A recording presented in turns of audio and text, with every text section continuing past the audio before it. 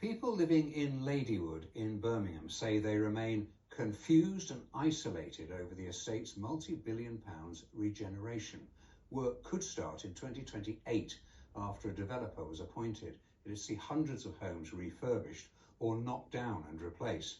But there are concerns some residents could be forced out. More now from our correspondent Ben Godfrey. Ladywood was once the epitome of city centre living. Family homes, low-rise maisonettes, tower blocks, schools and shopping precincts. But a lack of investment has left areas unfit for living. We've got the doctors, we've got everybody round here, you know. We're all town. We've got everything here, you know, just don't want to move. Hilary Richards has lived here for 55 years, but she could soon be forced to sell as part of a long-awaited regeneration.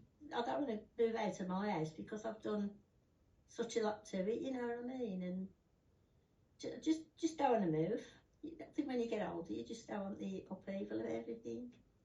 What has the council told you about your plans? Nothing at all. It's going to cost in the region of £2.2 billion, potentially increasing the number of homes here to more than 7,000.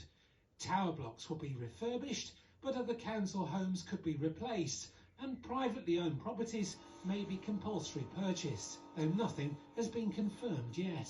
I've lived here for 33 years, growing my kids up here. This is the community I know. So to just move me somewhere else and downsize me, or tell me that I have to buy a property that's 50% owned by somebody else, I think it's unfair. Work could take 20 years. With a master plan being developed, they say, with local people at its heart.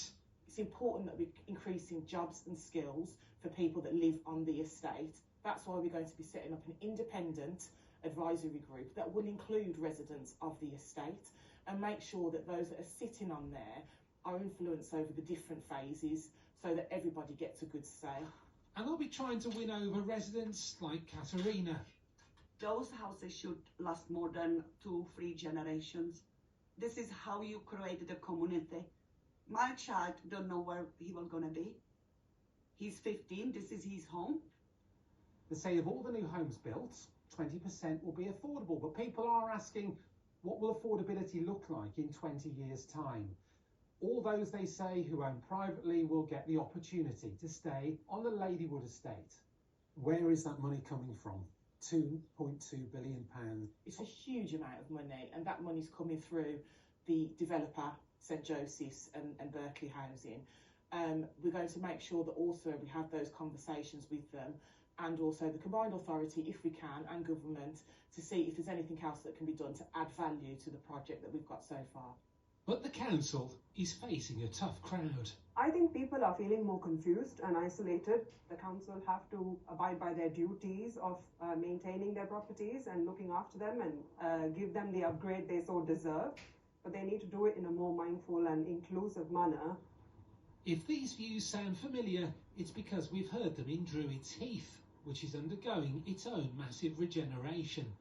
And there will be some who see these schemes as extremely risky, given the council's financial position, but others who say that doing nothing is not an option, with the city having one of the highest housing waiting lists in the country.